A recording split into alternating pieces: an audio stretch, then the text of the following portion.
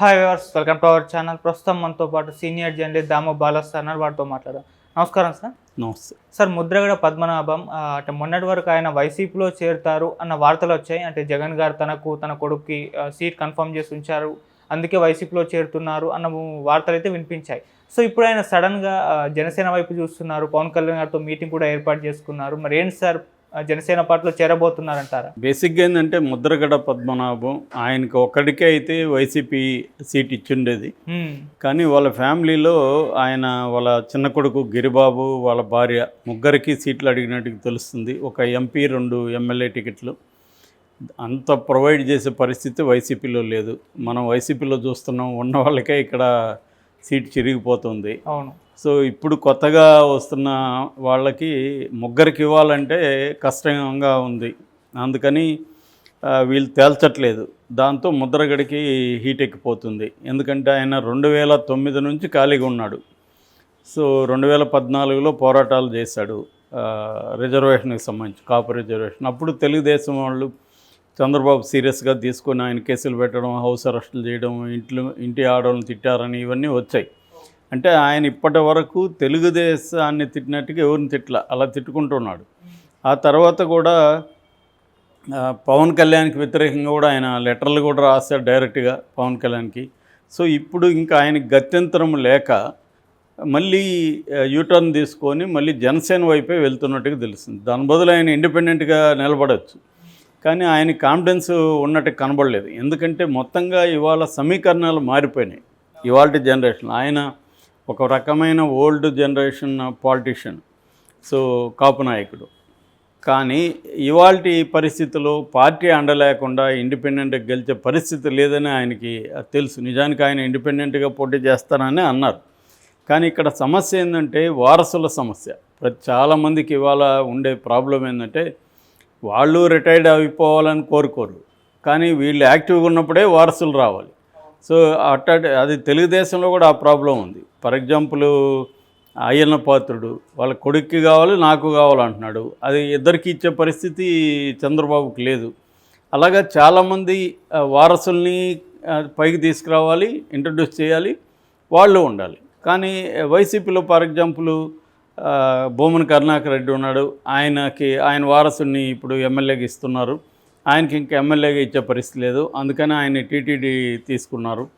అట్లాగే చెవిరెడ్డి భాస్కర్ రెడ్డి ఆయనకి ఎమ్మెల్యేగా ఆయన విత్డ్రా చేసుకుని కొడుకు మోహిత్ రెడ్డికి ఇచ్చారు.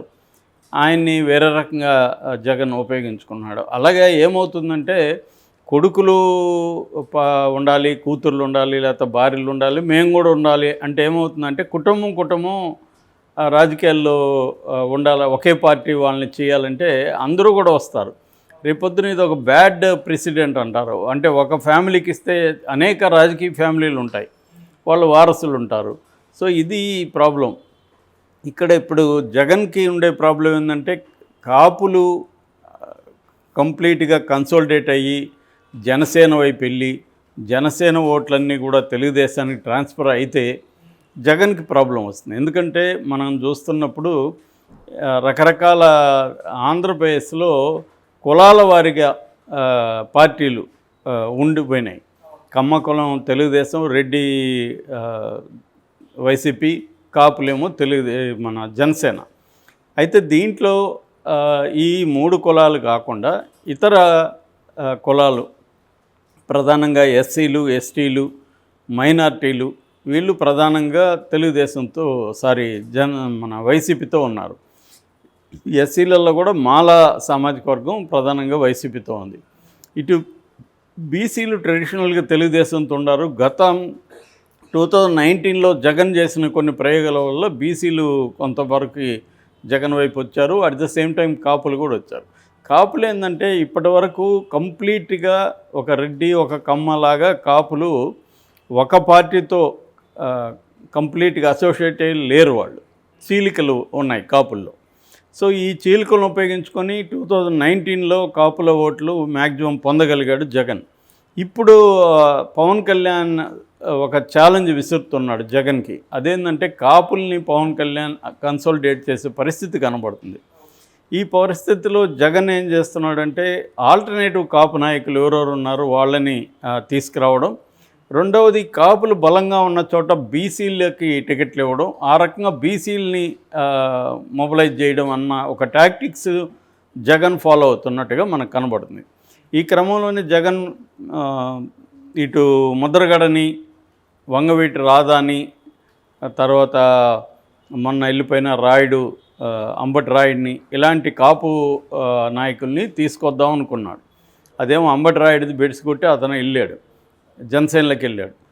ఇప్పుడు ముద్రగడది కూడా బెడ్స్ కొట్టింది. సో మరి ముద్రగడకి ఈ 3 నియోజకవర్గాలు జనసేన కేటాయిస్తుందా అనేది కూడా ఒక సమస్య. ఇప్పుడైతే హామీ లేకుండా వెళ్ళాడు కదా ఆయన, ఇక్కడ హామీ లేదు కాబట్టి ఆయన వెళ్తున్నాడు. అందుకని ఆయన ఇటు బోలిశెట్టి సత్యనారాయణ కలిశాడు జనసేన నుంచి, ఇటు తెలుగుదేశం నుంచి జ్యోతుల నెహ్రూ కలిశాడు. యాక్చువల్గా ఆయన తెలుగుదేశానికి వద్దాం అనుకున్నట్టుగా తెలుస్తుంది. కానీ తెలుగుదేశంలో ఆయనకి ప్రాబ్లం ఏంటంటే తెలుగుదేశంలో కూడా 3 సీట్లు ఆఫర్ చేసే పరిస్థితి లేదు, ఒకటి. రెండవది, తెలుగుదేశంలో మొన్నటి వరకు బీభత్సంగా తెలుగుదేశాన్ని తిట్టి అనేక లేఖలు చంద్రబాబుకి రాసి ఇప్పుడు తెలుగుదేశంలో ఎందుకు చేరామంటే ఏం చెప్పుకోవాలి ఆయన జనాలకి? కనీసం జనసేన అయితే ఈయన కాపులకి పవన్ కళ్యాణ్ చేస్తాడని నేను నమ్ముతున్నానని ఏదో మాటలు చెప్పి వెళ్ళొచ్చు. తెలుగుదేశంతో అది కష్టం. సో అందుకని ఆయన తెలుగుదేశం వద్దు, ఎట్లాగూ తెలుగుదేశం మిత్రపక్షమే కదా జనసేన అని జనసేనలోకి వెళ్తున్నట్టు కనబడుతుంది. మరి ఇప్పుడు పవన్ కళ్యాణ్కి ఇచ్చేదే 25-20 ఇస్తే, అందులో వీళ్ళకి ఈ ఫ్యామిలీకి 3 ఇస్తే మిగతా ఫ్యామిలీలు కూడా డిమాండ్ చేస్తాయి కదా అనేది ఒక వెర్షను. మరి ఏం చేస్తాడో చూడాలి. ఇప్పటికైతే ఆయన తోట త్రిమూర్తులు వస్తే కూడా వైసీపీ నుంచి వద్దని చెప్పేస్తాడు క్లియర్గా. వైసీపీ నుంచి ఎవరిని కలవడానికి ఇష్టపడట్లేదని, అంటే వైసీపీలో చేరడం అయితే నో చెప్పేశాడు. ఇటు తెలుగుదేశం నో అయిపోయింది. ఇంకొన్నది ఆల్టర్నేటివ్ ఆయనకి జనసేనే. అందుకని జనసేన బోలిశెట్టి సత్యనారాయణతో మాట్లాడి తన ప్రపోజల్ పెట్టినట్టు తెలుస్తుంది. ఈవెన్ వాళ్ళ కొడుకు గిరిబాబు కూడా మీడియాతో మాట్లాడుతూ వైసీపీలోకి మేము పోవట్లేదు, నేను పోటీ అయితే చేస్తున్నాను ఈసారి, మా నాన్న చేస్తున్నాడు అని చెప్పాడు. వాళ్ళ భార్య గురించి అయితే అతను చెప్పలేదు. అతను ఇప్పుడు ఒకటి కాకినాడ, పత్తిపాడు, పుట్టాపురం, ఈ 3 ఏదో ఒక దాంట్లో ఆయన ముద్రగడ నిలబడాలని ఆలోచిస్తున్నట్టు తెలిసింది. అవి కాకుండా నెల్లూరు ఒక స్థానం అడుగుతున్నట్టుగా కూడా చెప్తున్నారు. కుమారుడికి గోదావరి డిస్ట్రిక్ట్లో ఒక స్థానం కావాలని డిమాండ్ చేస్తున్నట్టుగా చెప్తున్నారు. అంటే ఆయన కొడుకు కోడల్ని కూడా రాజకీయాల్లోకి తీసుకురావాలి, ఇటు ఆయన వెనకబడిపోకుండా ఆయన ఉండాలి, ఇది ఆయనకుండే ప్లాను. సో ఇవి ఎప్పుడైతే జరిగిందో ఖచ్చితంగా ఆయన క్రెడిబిలిటీ అయితే కొద్దిగా ఇబ్బంది అవుతుంది. ఎందుకంటే మొన్నటి వరకు తెలుగుదేశాన్ని విమర్శించి జనసేనను విమర్శించి సడన్గా వెళ్ళడం అయితే క్రెడిబుల్. మామూలుగా రాజకీయ నాయకులు అందరూ ఇదే పని చేస్తున్నారు. మొన్నటి వరకేమో కేసీఆర్ నాన్న ఇటుండి అటుపోయాడు, ఇప్పుడు అటు నుంచి ఇటు వచ్చేవాళ్ళు బోల్డ్ మంది వస్తున్నారు వైసీపీ నుంచి. ఓపెన్గానే ఒక పార్టీని విమర్శించడం. పార్టీలు కూడా ఎలా ఉన్నాయంటే మనతో ఉన్నంతకాలం ఇతను గొప్పోడు, అటు పోగానే ఇతని మీద ఇది నిన్న కూడా నేను చెప్పాను ఎగ్జాంపుల్స్.